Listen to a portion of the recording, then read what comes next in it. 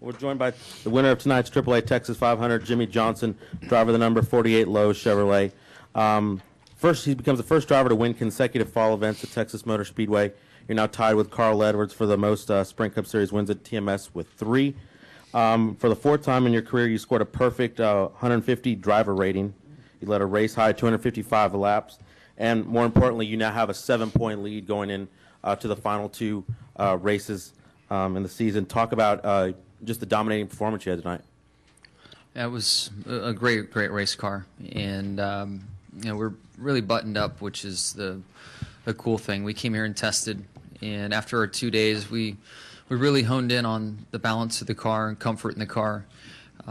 Felt really strong about things, but at the same time, we're here testing. All of our competitors were as well, so it was tough to leave here overly excited because your competition's here getting better and getting data and all that as well. So we came back and we just kept our blinders on, focused on our team, our race car, and got that thing pretty dang awesome. So there's a couple moments in the race where we had to work on the car from a balance standpoint. There's one cycle of pit stops I came out 4th or 5th and had to drive back through those guys and just got the lead from Brad before the caution came out. So it was, there's a couple tense moments in there, but honestly, when you have a dominant car, it is so stressful because you're just waiting for that thing that can get you, whatever it is. So it was nice to, keep Chad said it once on the radio, let's just keep a positive mindset here and things are going to work out. And we did that, and we stayed focused and got the job done. We also have winning crew chief Chad Knaus. Chad, you all tested after Talladega here. Talk about how pivotal that test was in tonight's performance. Trying to figure out this hat. How it's supposed to. I don't even know how it's supposed to be. It was a great test. It was difficult for sure. NASCAR allows us 4 tests per organization to do, and you've got to take all of your teammates there. So when we first came out here after Charlotte, unfortunately it rained, and we had to make a pretty difficult decision to everybody go back to Charlotte before Talladega, get our Talladega stuff prepared, go to Talladega and race, and then come back out here the next week. And I think it was very beneficial for us. We were able to really kind of break down what the race car was doing. Jimmie was able to go out there and kind of explore a little bit and find the little nuances of the racetrack, kind of more of a calm environment. And I think it paid huge dividends for us from a lot of different levels, and it was good. Eddie had to be patient with us as we were trying to get him to put the jet dryers out there the day that it was raining and burn a bunch of jet fuel up. But he did the best he could to try to allow us to stay. But we definitely had to come back the week later. It was difficult. We're going to continue with questions up in the press box. I believe there's a couple up there. A question for Chad Knaus, Wolfgang Monza, Ranchport Press Agency. Mr. Chad, we had during this race a couple of troubles with other drivers, including Jeff with tires. When you saw that, did you modify or change your strategy for Jimmie's race? And question number 2, during the test earlier, did you figure out that maybe the tires would be a critical factor? Yeah, well, we were here testing a couple of weeks ago. We did realize that there was a tire issue, but now that is not so unlike the norm. We have seen that in the past here, especially until the racetrack starts to get some rubber built up onto it, that we do see tire wear. So we saw that while we were here testing, and we really focused on the longer runs, 15, 20 lap runs while we were here at the test, to make sure we could get the tires to last as long as what we needed, not so much worrying about the short run speed, the 3, 4, 5 laps. Fortunately enough, what we were able to get from that was we were able to understand how to make the race car go fast at 20 laps, keep the tires on it, and that actually translated back into a fast race car in the short run as well. So definitely was difficult to go through all of that. And we didn't really have to change our strategy too much. We were very fortunate that as we were going through that, we knew there were going to be tire problems, and the key is to not be the first one with a tire issue. And fortunately enough, we weren't. Louis Frank of Speed Week. Chad, what out of the ordinary repairs did you have to make after yesterday's final practice, if any? We didn't make a whole lot of changes. We felt like that we had a pretty good understanding of what the racetrack was going to do based on what we saw last fall based on what we saw in the spring with the new Gen 6 race car, and then obviously taking into consideration what we saw during the test. So we didn't have to do a whole lot. We made some small modifications to the race car, and man, I was really pleasantly pleased right out of the box. Jimmie was able to go out there past the 99 car with relative ease just a couple laps into the race. So we hit it pretty close. We're going to come back down here at the media center. Mark?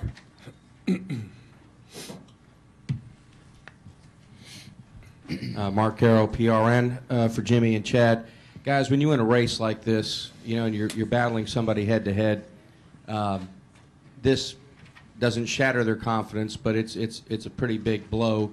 Do you think this will put some extra pressure on Matt and his team going to Phoenix and going to Homestead when you have this kind of dominance over them here at Texas? I don't know. Well, I'd like it to, but I don't.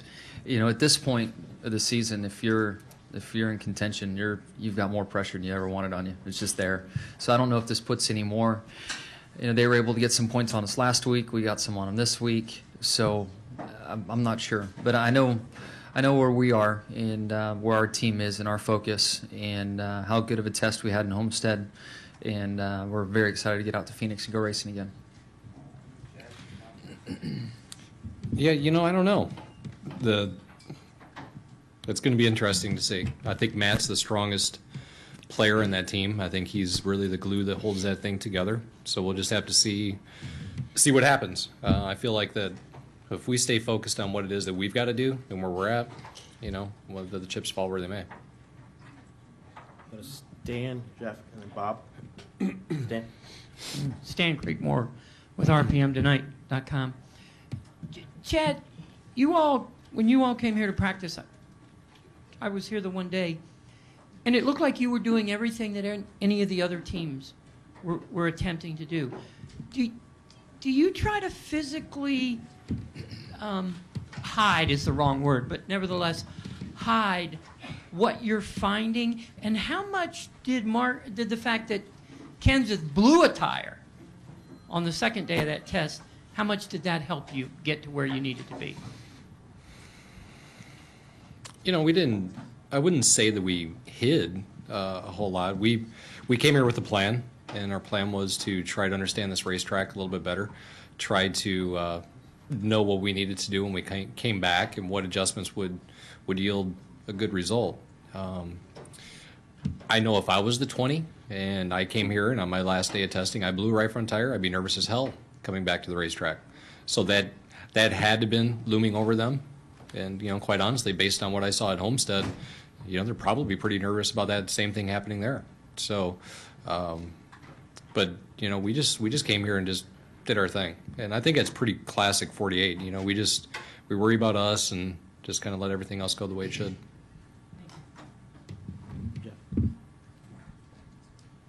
Jeff Clark from USA Today. The slow pit stop that happened that left you fifth on that cycle, was there any worry that losing your track position would kind of cost you or that you wouldn't be able to rally from that even with a good car? Yeah, I knew we were going to lose some time. I thought I had a big enough lead. I'd be all right and still, you know, come out first or second. But I guess those guys pitted laps before we did and made up more time on track than really what we lost on pit road. And that became more evident to me as I was you know, getting through them pretty quick. So I got to second pretty quick, and then just as I got by Brad, the caution came out. So that was a challenging point in the race, and for me, and it was nice to actually have it because then I realized, you know, how good of a car we had, and got a little experience passing some cars, and got an idea if we did lose track position, the adjustment we needed to make. Bob? Bob Parker, Sporting News for Jimmie and Chad. A year ago, you left here up 7. I'm curious in the points. Do you feel any better about this year or worse about this year? First on how you're doing and also considering Kenseth in the competition.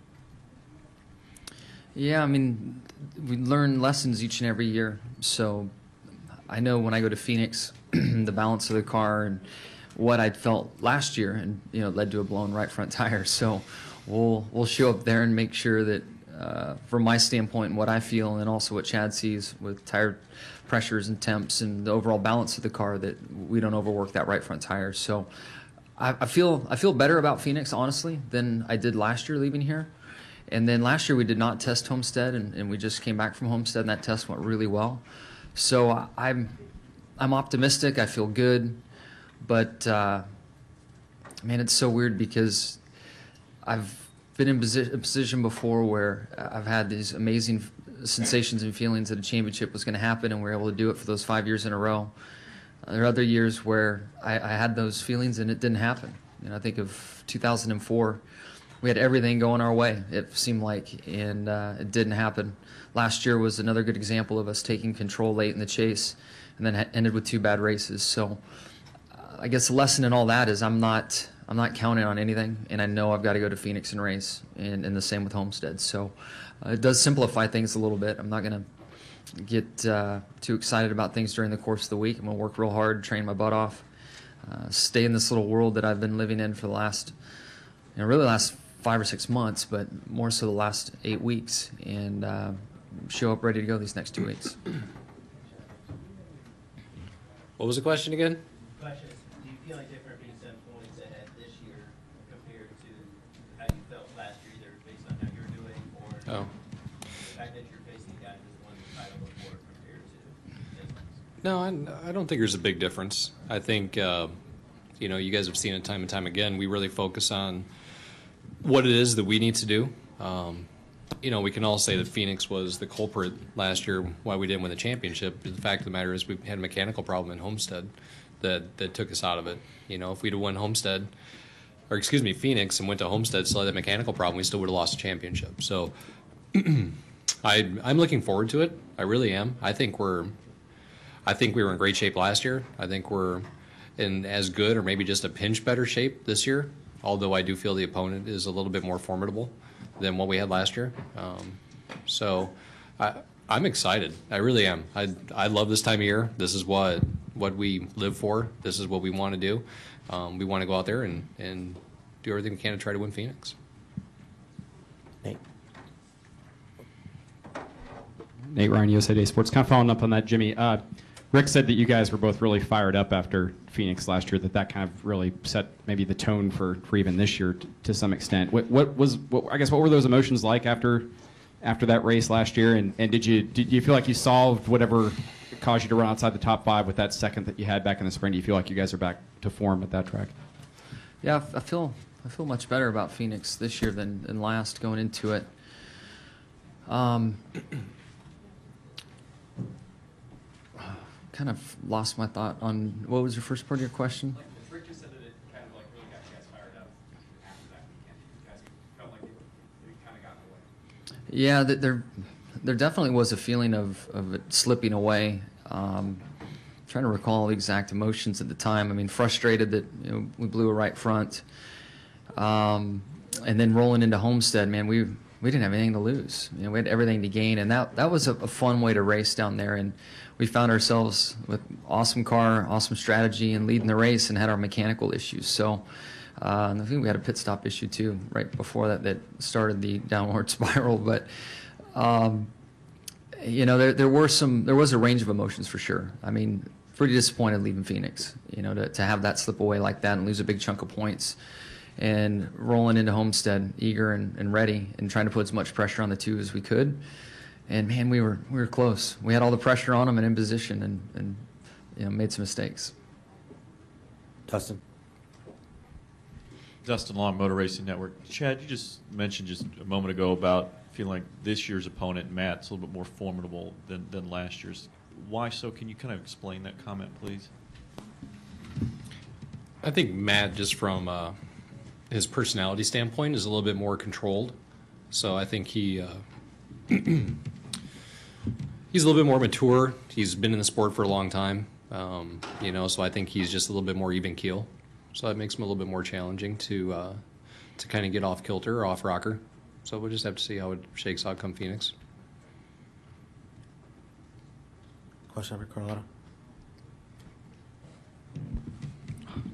Carlotta Schmidtken, lottasports.com. Yesterday, during the nationwide race, do you stop and watch the race? No, I was. So what did you do? I was in Dallas. You were in my Dallas. my wife and 2 kids were at a great friend's house up in Dallas. So once we had our debrief, I hopped in the car and drove up there and played in a little jump house with my daughter and my godchildren, and tried to teach my daughter how to ride a bicycle without training wheels. She didn't hit the ground, but it didn't go very well. Luckily, I caught her. Then went to Mi Casina and got some Mexican food, and was jealous of everybody else having those mumbo taxi margarita things. Oh, yeah. I wish that I could have. I could have one tonight, but I couldn't last night. Yeah. So that was it. It's pretty calm. So the training wheels worked for the most part. What would you give her a grade? A through C?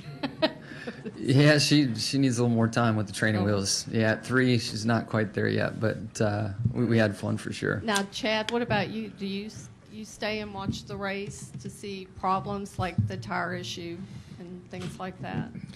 I try to study as much as I possibly can. I spent some time on pit road and walked up and down pit road a little bit, watched what some of the other teams were going through and what was happening. I don't analyze it a whole lot just because the strategy is so different. I'm not very good at nationwide racing, so I don't really understand what they do. But they did have the same tire, was the same racetrack, so I was able to get an idea of what was happening with the tire wear, but that was really all I paid any attention to. Any additional questions? Oh, Marty. And back, Marty.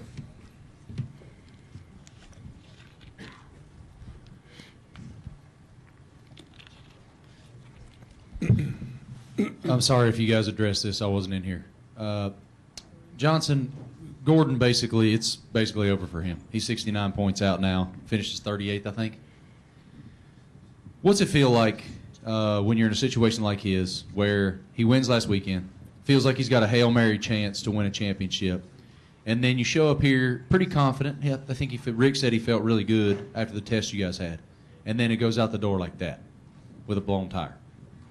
Yeah, I haven't had a chance to catch up with them yet, but I can only imagine the disappointment. They got off to a slow start through the year and rallied and showed great speed at different times. And then the whole Richmond thing, he thinks he's out and he's in. As he said, playing with house money, things are really going his way. Wins last weekend. So I would assume that it's just been a steady buildup of confidence and anticipation for a shot at a championship, and then boom, it's gone. So I'd imagine pretty disappointed for sure. I'd definitely reach out to him, check on him.